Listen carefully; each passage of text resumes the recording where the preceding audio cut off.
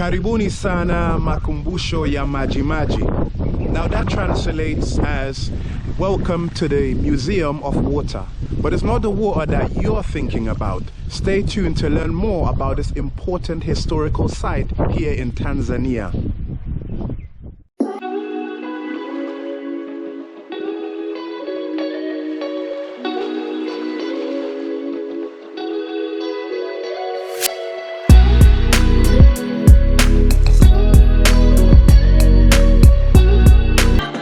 Welcome to Inspire for Travel. From my experience when speaking with people about the country of Tanzania, some of the cities that they know about are Dar es Salaam, Arusha, and perhaps Zanzibar. But there are many other cities in Tanzania which has great history to tell. Some of them speaks of the triumphs of the people, and others filled with great tragedy and sadness. Today I am in Songea, the capital city of the Ruvuma region here in southwestern Tanzania. Now this region for me is what I've called the forgotten heart of Tanzania, because it was here you had great insurrection of its people to stand up against harsh policies which was placed on the people by the colonialists when this country was known as German East Africa. Now you may be wondering, in the beginning of this video, I said that I am at Makumbusho ya Majimaji. Now that translates in English as the Museum of Water. And you may be wondering, why is it called the Museum of Water? What is the significance of water that they had to name a museum after it? Well, we'll have to turn the pages back in history and go back to a very important time in Tanzania, when it was known as German East Africa.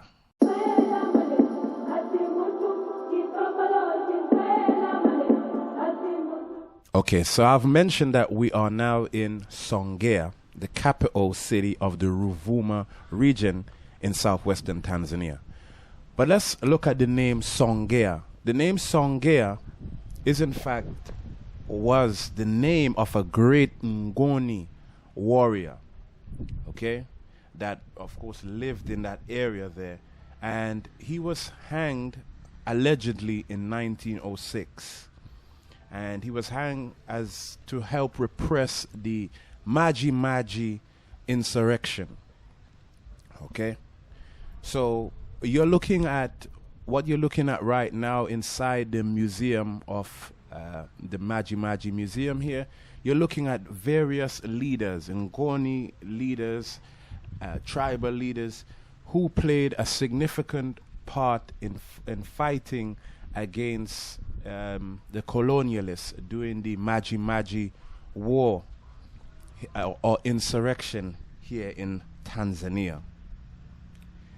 And one of the reasons why the war started in the first place, or the insurrection started in the first place, was because of the harsh policies that was being placed on the people. They were being forced to grow, the indigenous population were being forced to grow cotton, and of course they will have had to export that cotton to the various colonies.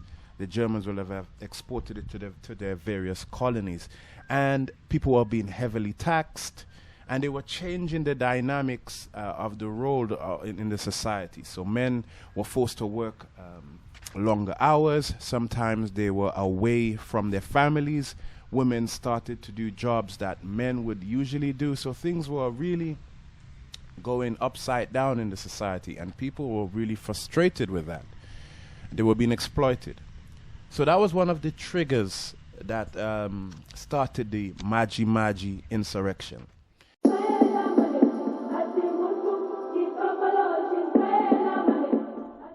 A very important individual who you should know about is none other than Bokero Ngwale. Now he comes from the Matumbi people, who are indigenous to the southwestern part of Tanzania. Now he's a very interesting leader. In fact, he had a vision that he was to free his people from the suffering that they were experiencing during the colonial administration when it was known as German East Africa.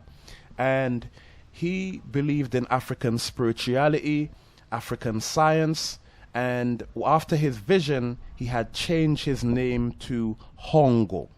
And he gave his people who wanted to fight his version of holy water, maji maji in Kiswahili, okay?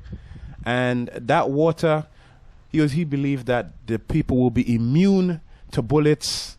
They will be immune from being hurt by any German soldiers and things like that, or anyone who was going up against them, that is.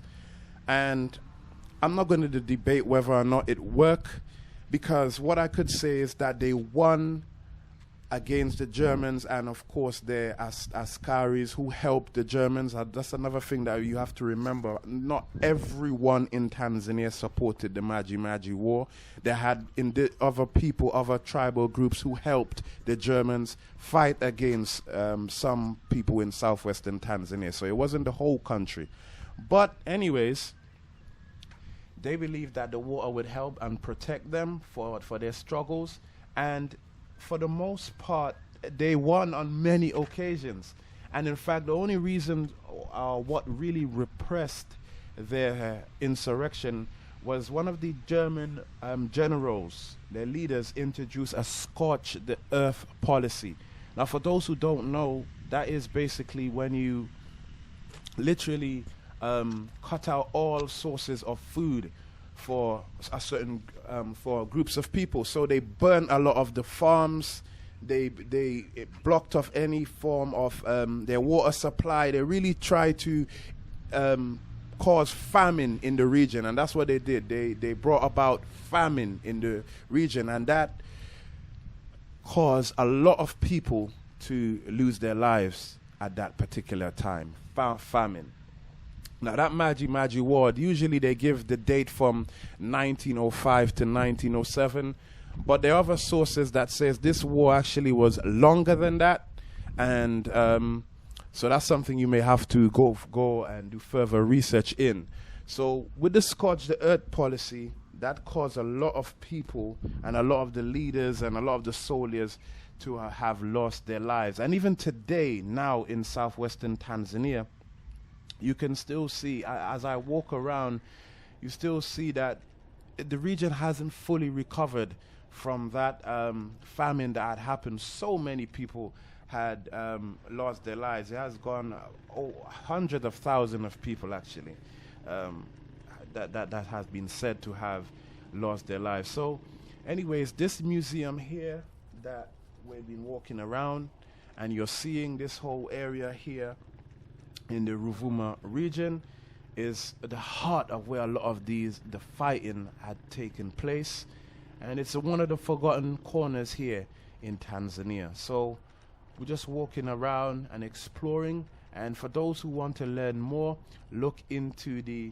Maji Maji insurrection here in Tanzania. Now in Kiswahili it is known as Vita vya Maji Maji. So yeah, check it out and learn more.